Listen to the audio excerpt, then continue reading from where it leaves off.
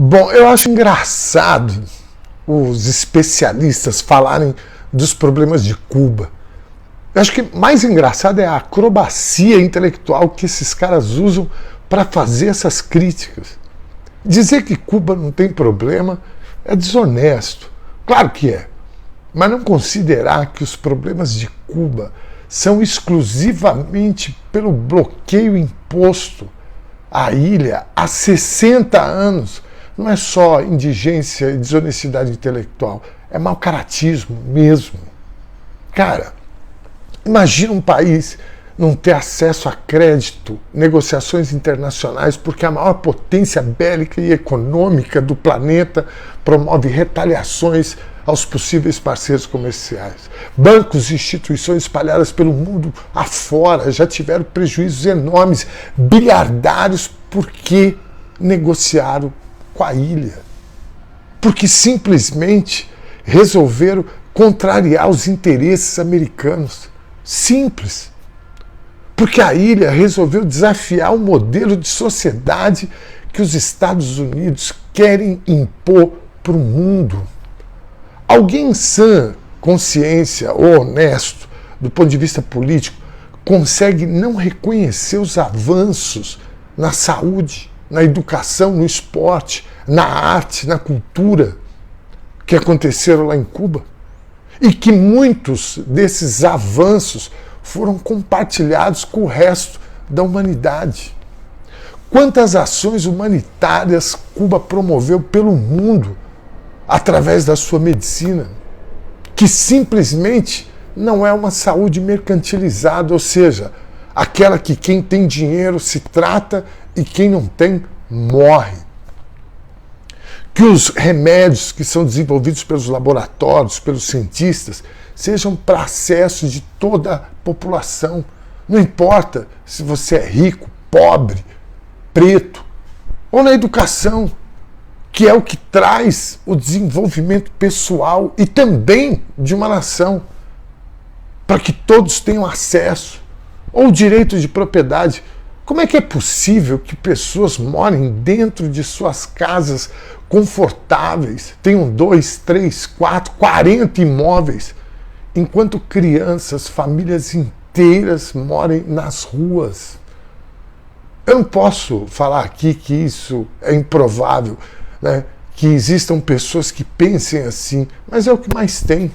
E essas pessoas não conseguem imaginar que possa existir um povo, um país que preze exclusivamente por esses direitos. Porque são direitos, aliás, direitos universais. É duro explicar isso para pessoas que não entenderam ainda nem a lei da abolição da escravidão, cara. Eu sei. Mas o duro é ver essas pessoas criticando os problemas que existem em Cuba. Como se o Brasil não tivesse seus problemas. Como se a Europa, os Estados Unidos, o resto do mundo não tivesse problema. Pelo menos, os problemas de Cuba nós sabemos qual é, né? Que o perverso bloqueio imposto pelos Estados Unidos é, sim, o maior deles. E que já dura 60 anos. E mesmo assim, durante todo esse tempo, Cuba foi solidária com o resto do mundo e cuidou do seu povo, socializando inclusive as dificuldades, resistindo aos ataques covardes dessa gente mesquinha que naturaliza que crianças morem nas ruas, durmam nas ruas, às vezes a uma quadra das suas casas confortáveis.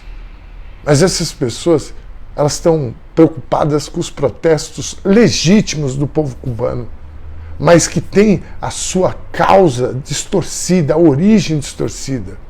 Que os americanos sempre tentaram, na verdade, foi desacreditar o sistema cubano, corromper o sistema através dos anticastristas que moram nos Estados Unidos. Por conta do bloqueio, a maior atividade comercial da ilha passou a ser o turismo.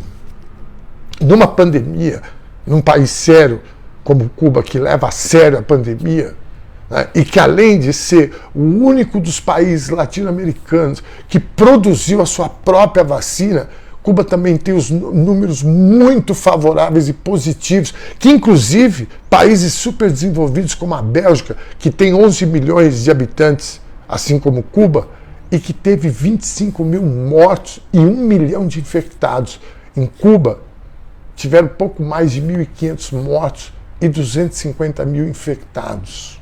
Tá bom? Levar a sério a pandemia para Cuba significou acabar com o turismo, que é, como eu falei aqui, a maior fonte de renda. É claro que isso iria impactar a economia do país. A falta de energia não pode deixar um povo satisfeito, não é? Claro que não.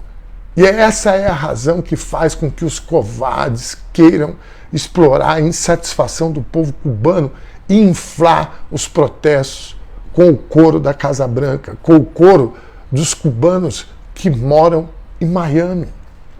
Gente cheia de ódio, que tem prazer em ostentar seus carros modernos, suas mini e cafonas mansões, que foram conquistadas por anos de exploração, por se sujeitarem a fazer os piores trabalhos, as piores funções, e a serem chamados de porcos latinos pelo Trump e pelos seus seguidores.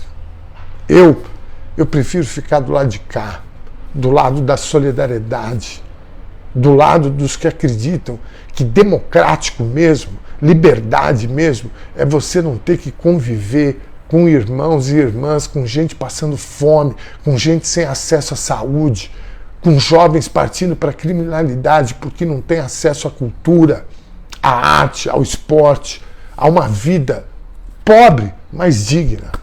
Resista, Cuba. Minha solidariedade ao povo cubano e o meu desprezo a essa gente cafona, careta e covarde. Beijo para vocês, se cuidem.